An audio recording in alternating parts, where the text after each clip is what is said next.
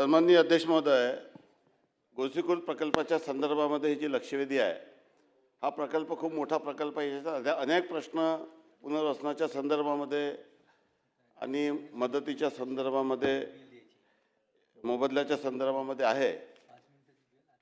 या गोसीखुर्दच्या प्रकल्पामध्ये पूर्वीला एक भूमी संपादित करण्यात आली होती।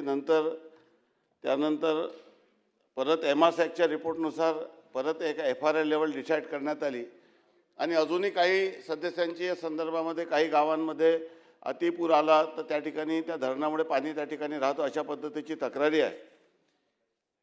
या संदर्भामध्ये हा एक विषय शासनाच्या विचाराधीन आहे।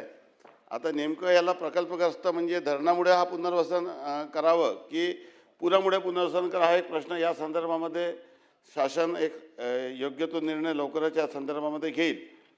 दुसरा प्रश्न त्यांचा या संदर्भात आहे की पुनर्वसनाच्या अनुदानाच्या संदर्भामध्ये आणि अंशतः पुनर्वसित गावाच्या संदर्भामध्ये हे पूर्ण धोरणात्मक विषय आहे। या संदर्भामध्ये मागे प्रकल्पग्रस्तांना ज्यांना 2.99 लक्षाचं अनुदान दिलं होतं त्यांच्या प्रकल्पग्रस्ताच्या दाखल्याच्या संदर्भात प्रश्न होता, तो आपण पाठपुरावा करून तो सोडून दिला, त्याला मार्ग काढलेला आहे। परंतु हे जे यांना आता अंशतः पुनर्वसनच्या लोकांना 2.99चा लाभ द्यावं काय किंवा जे वाढीव जे गावाचं पुनर्वसन करायचं त्यांना नेमकं जलसंपदा विभागामार्फत पुनर्वसन करावं की